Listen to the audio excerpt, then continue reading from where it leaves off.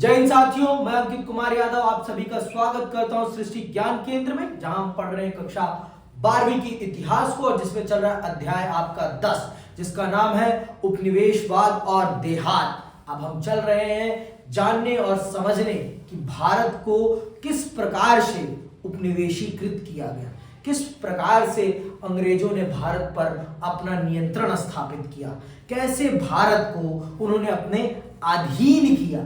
हम चल रहे हैं इस कहानी को जानने और समझने। देखिए, आपका देश गांव में बसने वाला देश था, इसीलिए इस अध्याय का नाम ही है उपनिवेशवाद और देहात। क्योंकि जब तक आपके गांवों को अपने अधीन नहीं किया जाता, तब तक देश को अपने अधीन नहीं किया जा सकता था। क्योंकि उस समय भारत 90% से भी अधिक गांवों में ही बसता था और गांव ही भारत की उस समय औद्योगिक केंद्र थे। गांव ही सभी चीजों के लिए थे, मतलब कोई अलग से औद्योगिक शहर हमारे देश में नहीं था। हमारे देश में बंदरगाह थे, लेकिन औद्योगिक शहर नहीं थे। हमारे गांव अपने आप में ही उद्योग भी थे और अपने आप में ही कंज्यूमर भी थे। सब कुछ हमारा गांव था। इसीलिए हमें ये जानना और समझना बहुत जरूरी है कि अंग्रेजों ने किस प्रकार से हमारे गांवों पर अपना नियंत्रण स्थापित किया, किस प्रकार से उन्होंने हमारे गांवों को अपने अधीन किया। ये जानेंगे हम, तभी ये जान पाएंगे कि उन्होंने किस प्रकार से भारत पर अपना नियंत्रण स्थापित किया। तो चलिए पढ़ते हैं और जानते और समझते हैं कि भारत में उपनिवेशिक शासन कैसे स्थापित हुआ और हमारे ग्रामीण समाज को उन्होंने अपने अधीन कैसे किया, किन नीतियों का अनुसरण करके उन्होंने हमारे ग्रामीण समाज को अपने अधीन किया। ठीक है, आइए पढ़ते हैं और जानते हैं। भारतवर्ष प्राचीन काल से विदेशियों के आधिपत्य का शिकार होता आया है। ये कोई नई बात तो थी नहीं, लेकिन अंग्रेजों में एक नई बात थी। पहले वाले जितने भी विदेशी आए वो भारत में आकर रच बस गए, मतलब वो भारतीय ही हो गए, चाहे वो कोई भी क्यों ना हो। चाहे आप आदिकाल देख लें या मध्यकाल देख लें, वो यहां से कुछ लेकर कहीं और दूसरे देश में नहीं गए। लेकिन अंग्रेजों में ये सबसे बड़ी खासियत थी कि वो यहाँ के हुए नहीं, वो यहाँ जो कमाते थे वो अपने देश लेकर जाते थे। ये इनकी सबसे बड़ी विशेषता थी। इन्होंने भारत का आर्थिक शोषण किया है। इन्होंने क्या किया है? आर्थिक शोषण किया है भारत का। और ये इनकी सबसे बड़ी खासियत थी कि इन्होंने भारत का विकास नहीं किया। भारत का जो भारत में पैसा कमा रहे थे ये अपने देश लेकर जा रहे थे। लेकिन इससे पहले के जितने भी विदेशी शासक थे वो यहीं रच बस गए। वो उन्होंने अपने इस देश के पैसे को कहीं और ले जाकर प्रयोग नहीं किया। अय्याशी खूब करी उन्होंने भी, लेकिन यहीं पर उन पैसों को खर्च भी किया और यहीं उनके माध्यम से बड़े बड़े घर, बड़े बड़े किले, बड़े बड़े चीजों का निर्माण कराया। लेकिन इन्होंने ऐसा नहीं किया, इन्होंने उल्टा किया है इसका। ठीक है, अभी पढ़ेंगे तो हमें पता चलेगा। परंतु इन विदेशियों से संबंधों एवं उनके भारत पर प्रभाव में अत्यधिक अंतर रहा है। प्राचीन काल में शक, सिंथायन, हूणों, कुषाण आदि आए। कौन कौन आए हैं देख लो। शक आए, आपके सिथियान आए, हूण आए, कुषाण आए, ये लोग आए। कुछ तो आक्रमण करके ही लौट गए और कुछ ने शासन किया। जिन्होंने शासन किया वे भी भारतीय समाज में धीरे धीरे आत्मसात कर लिए गए एवं भारतीय समाज की मुख्य धारा का ही अंग बन गए। आर्थिक रूप से उनका प्रभाव नागण्य था। मध्यकाल में अरब, तुर्क एवं मुगल आए। तुर्कों एवं मुगलों ने लंबे समय तक शासन किया। यद्यपि सामाजिक दृष्टिकोण से तो वे अपना पृथक अस्तित्व बनाए रहे, परंतु देश की आर्थिक व्यवस्था में कोई बुनियादी परिवर्तन नहीं किया। सामाजिक दृष्टिकोण से भारतीय समाज का एक अभिन्न अंग न होते हुए भी राजनीतिक एवं आर्थिक दृष्टिकोण से तो वे भारतीय जीवन का ही भाग रहे।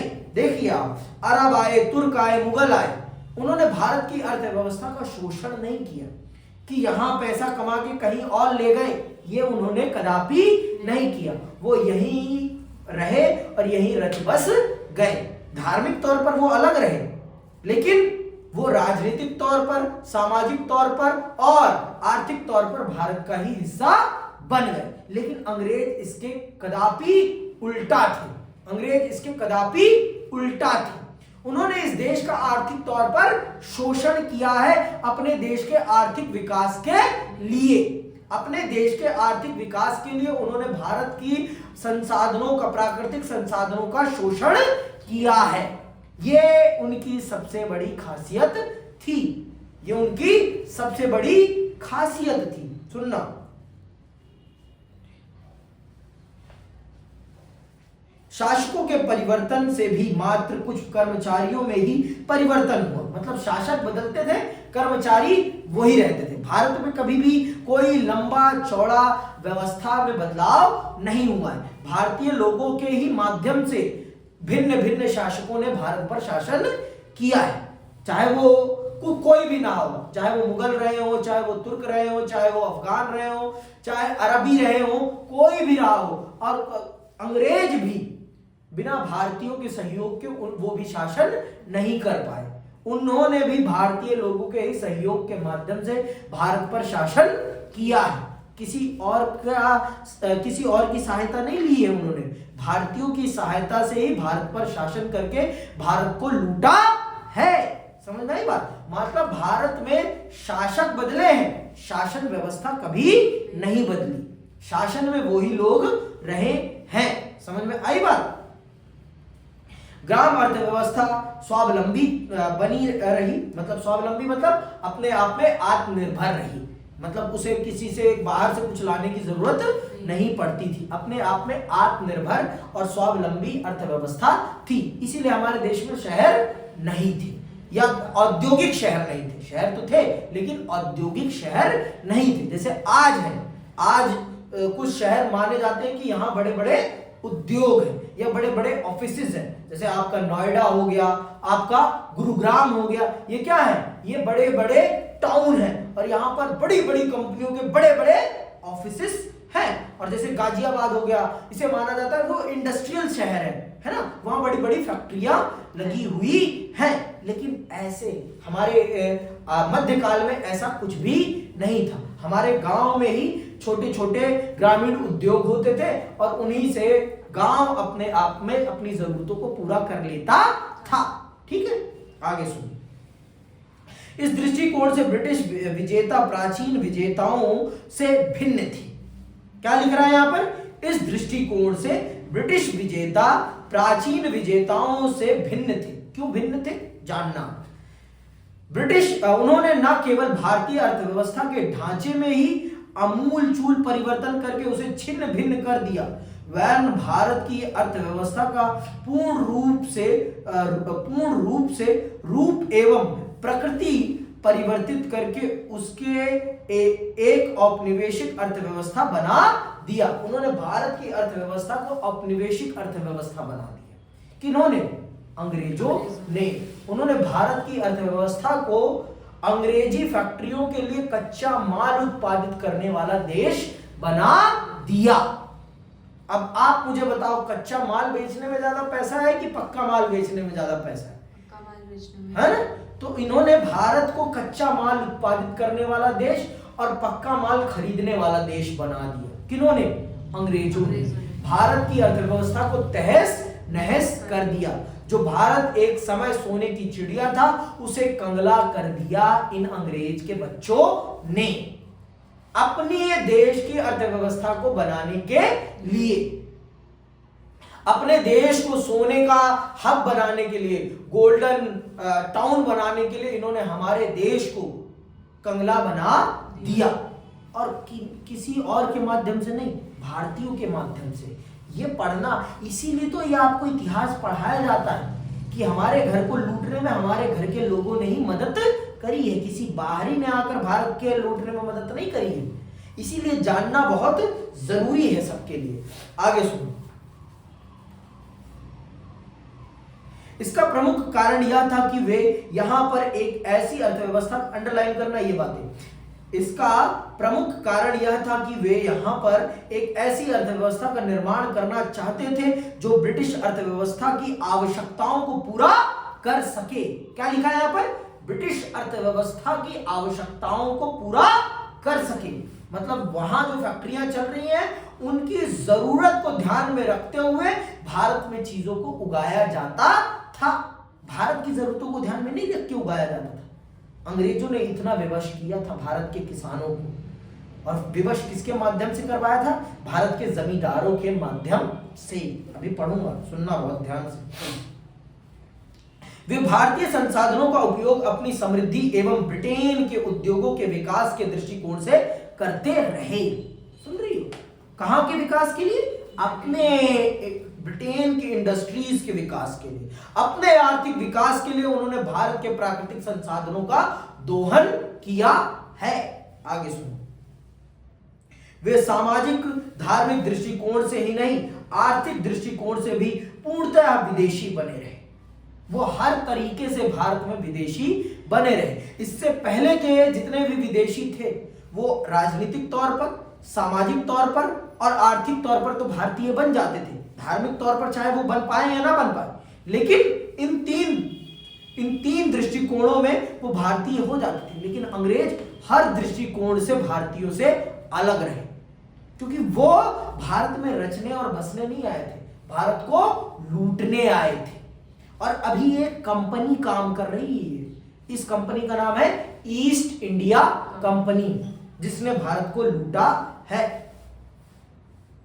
देख लो आप, एक कंपनी ने इस देश को लूटा था, एक कंपनी ने। ठीक है, अभी पढ़ूंगा तो सुनना ध्यान से।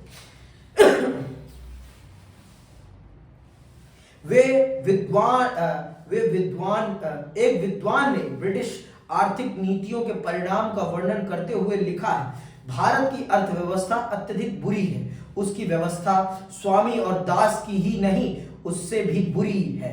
यह तो उन लुटेरों के हाथों में लूट जाने वाले देश की अवस्था में है, जो हाथ पर हाथ मारकर सब कुछ लूट रहे हैं। अंग्रेजों के आने से पूर्व विदेशी लुटेरे लूट कर चले जाते थे, परंतु अंग्रेजों की यह लूट तो चल ही रही है।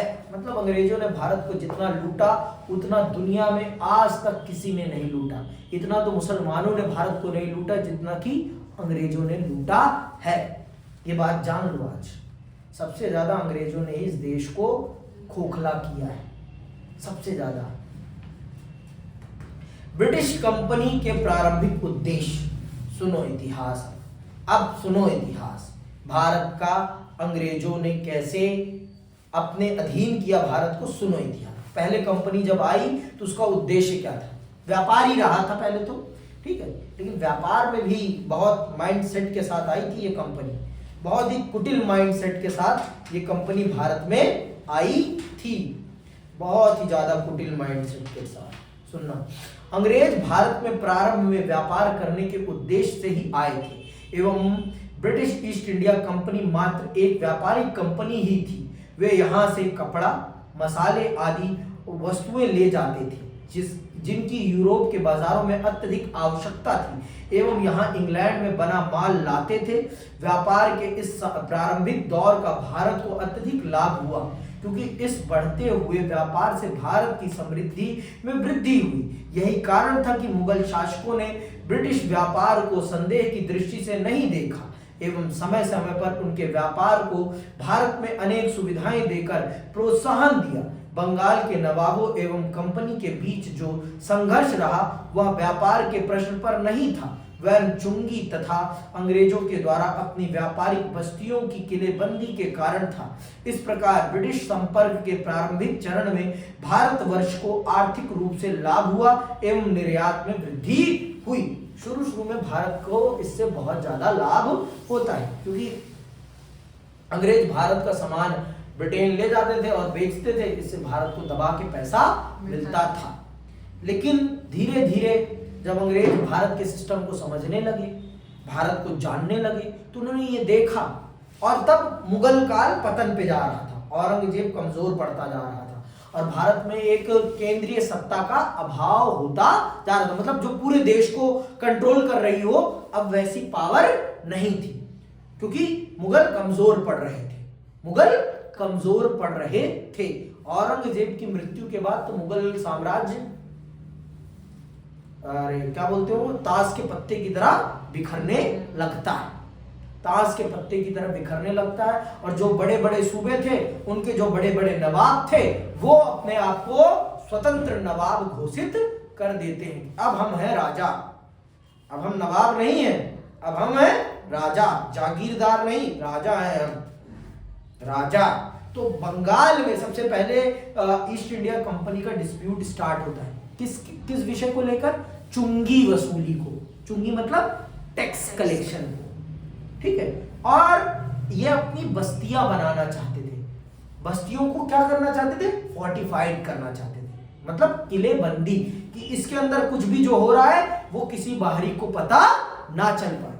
नवाब सिराजुद्दौला ऐसा नहीं करने देना चाहता था और यही डिस्प्यूट स्टार्ट होता है।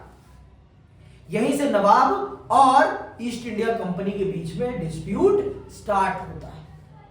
और इस डिस्प्यूट का फायदा कंपनी उठाती है कैसे? नवाब अभी अभी गद्दी पर बैठा था, उसे उतना अनुभव नहीं था, और जो उसका सेनापति होता है वो साला होता है लालची।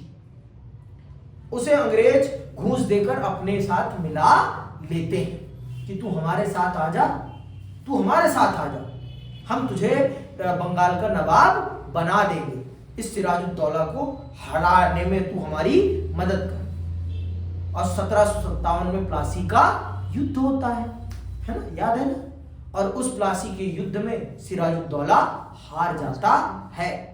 हार क्या? हरा दिया जाता है, क्योंकि जब उसका सेनापति ही उसके साथ नहीं है, तो जब सेनापति ही नहीं रहेगा तो सेना कहां उसके साथ रहेगी? सेना उसके साथ कहां रहेगी? तो मजबूरन वो उस युद्ध को हार जाता है। और फिर अंग्रेज उस सेनापति को बना देते हैं क्या? राजा। अब जब तुझे राजा बनाया भाई, तो तुझे हमारे हिसाब से काम करना ही पड़ेगा, तेरी मजबूरी है हमारे हिसाब से, नहीं तुझे भी जैसे उसको हटवाया वैसे तेरे को भी हटा देंगे। समझ गई बात? तो ये अनचाही उनको परमिशंस दे देता है कि जाओ लूटो, अब स्टार्ट कर दो लूट। तो इस प्रकार से सबसे पहले बंगाल रियासत उस समय की सबसे अमीर रियासत थी। बंगाल रियासत, आज का बिहार, आज का बंगाल, आज का पश्चिम बंगाल, बांग्लादेश पूरा, बिहार पूरा, पश्चिम बंगाल, बांग्लादेश, उड़ीसा, आसम, ये सारा का सारा बंगाल रियासत में आता था। इतनी बड़ी रियासत थी, इतनी बड़ी रियासत थी, और सबसे ज्यादा अमीर रियासत, सबसे ज्यादा उपजाऊ रियासत। तो इस प्रकार से अंग्रेज बंगाल पर अपना कब्जा कर पाते हैं। अभी पढ़ो, सुन लो। ब्रिटिश कंपनी की नीतियों में परिवर्तन कब आता है? उनकी नीतियों में परिवर्तन सुनना।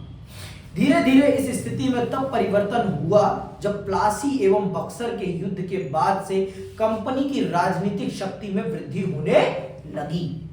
इन युद्धों के परिणाम स्वरूप कंपनी को राजस्व वसूल करने का अधिकार प्राप्त हो गया, जिसके कारण धीरे धीरे उन्हें भारत से विदेशी एवं विदेशी दोनों सौदागरों को निकाल कर यहाँ के व्यापार पर अपना एकाधिपत्य स्थापित करने में सुविधा हुई। जब ये वो प्लासी का युद्ध और बक्सर का युद्ध जीत जाते हैं, और जब उन्हें बंगाल रियासत का टैक्स कलेक्शन करने का अधिकार मिल जाता है, तब उनके पास अथाह पैसा आने लगता है। अब उन्हें भारत से सामान खरीदने के लिए विदेश से पैसा अर्थात इंग्लैंड से पैसा मंगाने की जरूरत ही नहीं थी, क्योंकि यहीं से पैसा ही मिल रहा था, और जरूरत से ज्यादा पैसा मिल रहा था। ऐसी बात नहीं कि कम पैसा, बहुत ज्यादा पैसा। भारत में पैसे की कमी कभी नहीं थी, ना आज है, ना कल थी, ना आज है। निर्मला ताई को देखो, पॉपकॉर्न पे भी टैक्स लगा ही दिया। हाँ, अब आप सेकेंड हैंड गाड़ी भी खरीदोगे, बेचोगे भी ना, उस पर भी 18% टैक्स दोगे। नई पे तो देते ही देते हो, अब पुरानी पर भी दोगे टैक्स। तो भारत में कभी पैसे की कमी नहीं थी। अंग्रेजों ने दबा के भारत के लोगों को टैक्स के माध्यम से चूसना स्टार्ट कर दिया। जैसे जोंक नहीं चूसती खून, वैसे ही चूसना स्टार्ट कर दिया। और अब उन्होंने भारत के जो दूसरे विदेशी व्यापारी थे उनको भारत से बाहर करना स्टार्ट कर दिया और भारतीय व्यापारियों पर अच्छे से ज्यादा टैक्स लगाने स्टार्ट कर दिए, जिससे कि धीरे धीरे भारतीय व्यापारी बर्बाद हो गए। अब भारत के व्यापार पर अर्थात बंगाल के व्यापार पर, बंगाल के बंदरगाहों पर एकाधिकार किसका हो गया? अंग्रेजों का हो गया कि यहां से जो भी विदेश सामान जाएगा वो सिर्फ हम भेजेंगे, हमारे अलावा कोई नहीं भेज सकता। ऐसे उन्होंने भारत के व्यापार पर, बंगाल के व्यापार पर, बंगाल के बंदरगाहों पर अपनी मोनोपोली क्रिएट कर ली और धीरे धीरे फिर पूरे के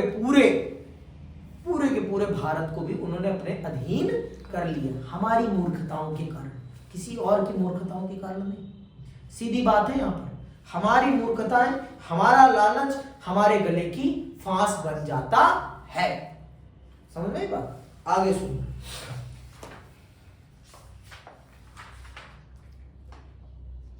साथ ही उन्होंने बुनकरों को, अरे कहां गए? साथ ही उन्होंने बुनकरों को कम कीमत पर माल बेचने तथा मजदूरों को कम वेतन पर काम करने के लिए बाध्य किया। अब भाई कंपटीशन ही नहीं रह गया मार्केट में, तो मजबूरन अगर आपको बुनकर है, आपको अपना सामान बेचना है तो आपको कम कीमत पर बेचना ही पड़ेगा, क्योंकि कंपटीशन ही नहीं है ना भाई। कंपटीशन होगा तब आपको अच्छा वेतन मिलेगा। तू नहीं कराएगा, उसको बेच दूंगा मैं, उसको नहीं बेचूंगा तो उसको बेच दूंगा मैं। इसीलिए सदैव मार्केट में कंपटीशन रहना चाहिए। कंपटीशन रहता है तो क्या मिल रहता है? फेयर प्ले होता है। फिर फेयर प्ले, मोनोपोली कभी नहीं होनी चाहिए। और आज भारत में मोनोपोली क्रिएट हो रही है। कुछ कंपनियों को ही सिर्फ आगे बढ़ाया जा रहा है। क्या जरूरत है भाई? हर चीज में वही दिख रहे हैं, क्यों दिख रहे हैं? और भी लोग हैं, और लोगों को मौका मिलना चाहिए। सिर्फ एक व्यक्ति को ही क्यों अडानी और अंबानी ही आगे बढ़े? और कोई नहीं है क्या आगे बढ़ाने के लिए? नए लोगों को आगे बढ़ाइए। आप जमीन से उठे हुए हैं तो जो जमीन से उठ रहे हैं उनको आगे बढ़ाइए ना। वो तो इतने बड़े हुए हैं, उन्हीं की झोली में सारा पैसा क्यों जाए? सवाल ये है, लोग अलग दृष्टिकोण से जो राहुल गांधी के सवाल को देखते हैं ना, वो सरासर गलत है। सिर्फ अडानी अंबानी ही क्यों इस देश में आगे बढ़े? इस देश का गरीब क्यों ना बढ़े? प्रश्न ये है, प्रश्न ये है। जैसे ईस्ट इंडिया कंपनी ने भारत में मोनोपोली क्रिएट करके भारत का आर्थिक शोषण किया ना, वो ना होने पाए, क्योंकि कंपटीशन नहीं रहेगा तो आपको मजबूरन उन्हीं को बेचना पड़ेगा, और नहीं बेचोगे तो आपका सामान ही खराब हो जाएगा, बर्बाद हो जाएगा। फिर आपको उनके रेट पर काम करना पड़ेगा, आपको उनके रेट पर भी काम करना पड़ेगा एट द एंड, जब आपके पास कोई और विकल्प ही नहीं रहेगा। इसीलिए मैं कहता हूं करियर में सिर्फ एक विकल्प मत रखो, कम से कम 2 विकल्प तो 3 विकल्प तो रखो, कि अगर ये नहीं कर पाया मैं तो ये तो कर लूंगा, ये नहीं कर पाया तो ये तो कर लूंगा। विकल्प होना बहुत जरूरी है। जो कहता है कि विकल्प नहीं होने चाहिए ना भैया, जिस दिन आपको ठोकर लगेगी ना, उस दिन आपको पता चल जाएगा कि विकल्प होना कितना जरूरी है। विकल्प रखना बहुत जरूरी है। अपने आप को ऐसे तैयार करो कि हाँ, आपका प्राथमिक जो उद्देश्य है वो पूर्ण हो। प्राथमिक उद्देश्य में किसी भी प्रकार की बाधा ना आए, लेकिन प्राथमिक उद्देश्य ना पूरा हो तो आप बर्बाद ना हो जाओ। आप ऐसी भी तैयारी रखनी चाहिए। समझ में आई बात? अगर आप मेरी बात से सहमत है तो अच्छी बात है, नहीं है तो कोई बात नहीं, ये लोकतंत्र है, यहां सहमत असहमत होना बहुत जरूरी है। आगे सुनिए। तो इस प्रकार से उन्होंने कंप्लीटली भारत की मार्केट को कंट्रोल कर लिया और भारत का इकोनॉमिक एक्सप्लॉयटेशन स्टार्ट कर दिया। ब्रिटिश उद्योगपतियों को भारत का बाजार अपने सामान की खपत के लिए अच्छा बाजार लगा। अब विदेश में जो बना कपड़ा होता था वो मशीनों से बनता था, बहुत सस्ते में बन जाता था। अब विदेश की कंपनियां के कपड़े भारत में आकर बिकने लगे। और भारत के लोगों का जो कपड़ा होता था वो हाथ से बनता था, बहुत कॉस्टली होता था, जिस कारण से अब भारत में ही भारत का कपड़ा ना बिककर भारत में विदेशी कपड़ा बिकने लगा। और धीरे धीरे भारत के उद्योग, जो घरेलू उद्योग थे, वो सब बर्बाद हो जाते हैं, सब बर्बाद हो जाते हैं, धीरे धीरे कर कर सब बर्बाद हो जाता है भारत का। आगे सुनो। परिणाम स्वरूप भारत का आर्थिक शोषण दो रूपों में प्रारंभ हुआ, अंडरलाइन करना। एक तो ब्रिटेन के अधिकाधिक तैयार माल को खपाने के लिए भारत में तैयार माल पर अत्यधिक कर लगाए जाने लगे, जिससे यहाँ पर ब्रिटेन का माल ही बिक सके, और दूसरा यहाँ से कच्चा माल प्रचुर मात्रा में इंग्लैंड ले जाया जाने लगा। यहीं से प्रारंभ हुआ भारत के आर्थिक शोषण का इतिहास, जिसके भारतीय अर्थव्यवस्था के समस्त पहलुओं पर गहरे एवं दूरगामी प्रभाव हुए। तो इस तरह से भारत की आर्थिक शोषण की कहानी प्रारंभ होती है। ऐसे करा है अंग्रेजों ने भारत का आर्थिक शोषण। कितने खुश होते हैं हम लोग, इंग्लिश, अरे ये अंग्रेज हैं तो उनके साथ फोटो खींचो, प्लीज हमारे साथ फोटो खिंचा लो प्लीज मैम। करते हैं, बहुत लोग करते हैं, आप नहीं करते, हम नहीं करते, बहुत लोग करते हैं। क्यों? क्योंकि आपको इतिहास ही नहीं पता ना अपने देश का, कि इन लोगों ने आपको कितना लूटा है। आज जो इंग्लैंड में इतना पैसा दिखाई पड़ता है ना, वो भारत का पैसा है। इन चोरों के पास कभी कुछ नहीं था, ये सदैव कंगले थे, लेकिन हाँ इनके पास बुद्धि थी थोड़ी सी ज्यादा। इनके अंदर क्या था? एडवेंचर था, ये डेयरिंग थे, किसी भी काम को करने से डरते नहीं थे। उसी का परिणाम था कि देखो ना, वास्को डिगामा कहां से कहां तक आ गया, कोलंबस कहां से कहां चला गया, है ना। हमारे देश के लोगों में डेयरिंग ही नहीं थी। हमारे देश के लोगों में बस ये डेयरिंग थी कि अपने लोगों के साथ अत्याचार कैसे किया जाए, जातिवाद कैसे फैलाया जाए, लोगों का शोषण कैसे किया जाए, इस चीज की डेयरिंग थी। कि इसके गले में मटका टंगवा कर इसको भेजना है, इसके कमर में झाड़ू बंधवानी है, ये वाली डेयरिंग थी हमारे देश में। हमारे देश में दूसरों के देश पर जाकर आधिपत्य करने का डेयरिंग नहीं था, कभी नहीं कर पाए वो डेयरिंग। उल्टा हमारे ऊपर डेयरिंग हो गई थी, दूसरे लोग आते थे, हमें लूटते थे, दबाते थे। और देखो ऐसा भी था, भारत में सब कुछ सुख सुविधाएं थी, हर चीज से संपन्न था भारत, तो किसी को जाने की जरूरत भी नहीं पड़ती। क्यों जाए हम कहीं और, जब हमारे पास ही सब कुछ है, जब हमारा ही घर भरा पड़ा है, तो हमें दूसरे के घर को लूटने की क्या जरूरत है, ये भी सोच थी। लेकिन हमें तो दूसरों ने खूब लूटा है, खूब लूटा है, दबा के लूटा है। हमने आपस में एक दूसरे को लूटा है, दबा के लूटा है। हमारे राजा आपस में ही लड़ लेते थे, दे तलवार दे तलवार, लड़ लिए, खुश। समझ में आई बात? इतना था, अच्छा था ये भी। कोई नहीं। ब्रिटिश ईस्ट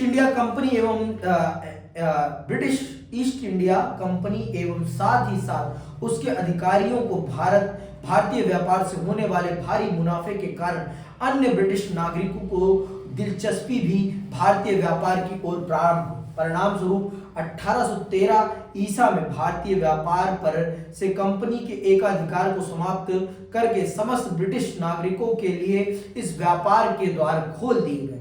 इसका परिणाम हुआ बहुत बड़ी संख्या में ब्रिटिश उद्योगपतियों के द्वारा भारत में भारी मात्रा में पूंजी का निवेश। इससे जहां एक ओर अंग्रेज नागरिकों को भारतीय अर्थव्यवस्था पर प्रभाव बढ़ने लगा, वहां दूसरी ओर भारत की औद्योगिक प्रगति पूर्ण रूप से रुक गई। शिल्प उद्योग एवं कुटीर उद्योग समाप्त हो गए। मतलब शिल्प, भारत का अपना उद्योग तो बर्बाद हो गया। भारत का अपना जो उद्योग था, शिल्प उद्योग, कुटीर उद्योग, हस्त उद्योग, वो सब बर्बाद हो गया, क्योंकि कच्चा माल ही नहीं मिलता था भारत के लोगों को। अंग्रेज सारा कच्चा माल खरीद लेते थे, और नहीं बेचोगे तो मारेंगे आपको। और भारत का माल भारत में बिकता ही नहीं था। क्यों? क्योंकि भारत के माल पर भारत में ही हद से ज्यादा टैक्स लगा दिया जाता था। क्यों? क्योंकि भारत पर रूल किसका था? ईस्ट इंडिया कंपनी का था। समझ में आई बात? इसलिए भारत का माल ही भारत में नहीं बिकता था। तो जब बिकेगा ही नहीं तो बनेगा क्यों भाई? जब कोई मेरे घर में मेरा चीज खाएगा ही नहीं तो मैं क्यों बनाऊंगा? मुझे भी तो मोटिवेशन मिलना चाहिए ना। अब मेरे पास बच्चे ही नहीं आएंगे तो मैं किसको पढ़ाऊंगा? सर तो ऐसे नहीं खपाऊंगा ना भाई। जितनी मेहनत हो सकेगी उतनी ही करूंगा ना। अब जिस दिन नहीं आते उस दिन नहीं पढ़ाता मैं भी। छुट्टी, ठीक है। आगे सुनो। शिल्प उद्योग एवं कुटीर उद्योग समाप्त हो गए एवं भारतीय अर्थव्यवस्था केवल एक कृषि अर्थव्यवस्था तक सीमित रह गई, जो ब्रिटेन के कच्चे माल की आवश्यकता की पूर्ति करने का ही एक साधन मात्र बन गई। भारत का पूरा औद्योगिक ढांचा बर्बाद कर दिया गया और भारत को सिर्फ एक कृषि अर्थव्यवस्था बनाकर छोड़ दिया गया, जो अंग्रेजों के उद्योग के लिए कच्चा माल पैदा करने वाली बनकर रह गई। कि अंग्रेजों के फैक्ट्रियों को जो कच्चा माल चाहिए वो कच्चा माल भारत में बनेगा और अंग्रेजों को जाएगा। सिर्फ इतना सा काम रह गया भारतीय अर्थव्यवस्था का। भारत में अपने उद्योग के लिए कोई काम नहीं हो रहा था। जो काम हो रहा था भारत के खेतों में जो भी उग रहा था वो कहां के लिए उग रहा था? ब्रिटेन के लिए उग रहा था। ब्रिटेन की बड़ी बड़ी इंडस्ट्रीज के लिए उग रहा था। समझ में? तो इस प्रकार से भारत का आर्थिक शोषण किया गया। ठीक।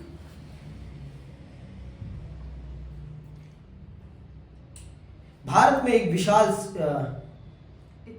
इतना ही नहीं अपने हितों की सुरक्षा के लिए ब्रिटिश सरकार भारत में एक विशाल सेना भी रखती थी, जिसके व्यय का सारा भार भारतीयों को ही वहन करना पड़ता था।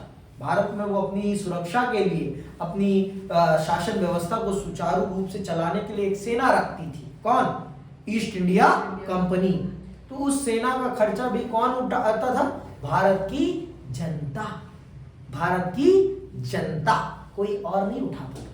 भारत की जनता ही उसका पूरा का पूरा खर्च उठाती थी,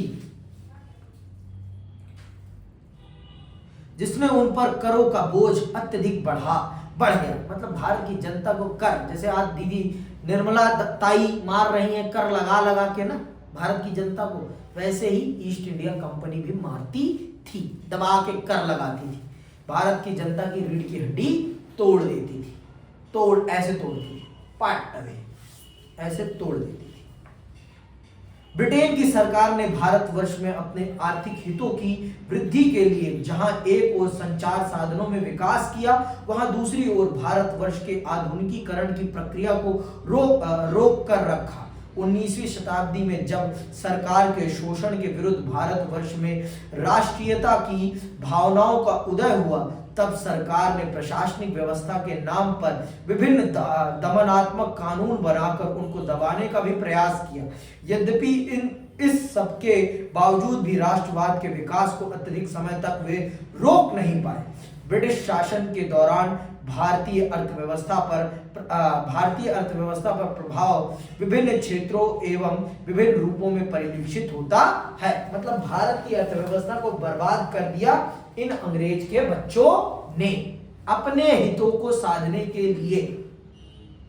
इन्होंने भारत में जो भी विकास किया अपने लिए किया, भारतीयों के लिए कदापि नहीं किया। इन्होंने ट्रेन लाया भारत में तो भारत के अंदर तक घुसने के लिए, पेनिट्रेट करने के लिए और भारत को ज्यादा से ज्यादा लूटने के लिए इन्होंने बसें और मतलब ट्रेन स्टार्ट करी कि ज्यादा से ज्यादा भारत को लूटा जा सके, अंदर तक घुसकर भारत को लूटा जा सके। इसलिए ये ट्रेन लाए, इसलिए ये और भी आधुनिक चीजें लाए। समझ में आई बात? इन्होंने भारतीयों के हित के लिए कुछ भी नहीं किया है, जो किया अपने हित के लिए। हाँ, भारतीयों ने उसका अपने हित में प्रयोग कर लिया, वो अलग बात है, लेकिन जो भी इन लोगों ने किया वो भारत के हित में कुछ भी नहीं किया। और अगर कोई कहता है कि अंग्रेजों के आने से भारत में कुछ हुआ है, तो कुछ नहीं हुआ है। भारत गरीब हुआ है, भारत लूटा है, भारत भूखमरी की चपेट में गया, इसके अलावा कुछ नहीं हुआ। अगर ये कोई कह रहा है, कोई भी खड़ा होकर कि भारत अंग्रेजों के आने से भारत में बहुत कुछ बदला, कुछ नहीं बदला, सब बर्बाद हुआ, सब बर्बाद हुआ। भारत में सब बर्बाद हुआ। समझ में आई बात? हद से ज्यादा बर्बादी झेली है भारत ने इस समय कालखंड में। और हम आगे इसी को विस्तार पूर्वक इस अध्याय में पढ़ेंगे कि कैसे भारत पर इन अंग्रेजों ने अपनी नीतियों को थोपा और कैसे कैसे इन्होंने भारत की गरीब जनता को लूटा, कौन कौन से कर लगाए इन्होंने, कैसे कैसे कर लगाकर इन्होंने पूरे भारत को गन्ने की तरह चूस लिया। ये हम अगली क्लास में समझेंगे। आज की क्लास के लिए बस इतना ही और मैं विदा लेता हूं। जय हिंद, जय भारत।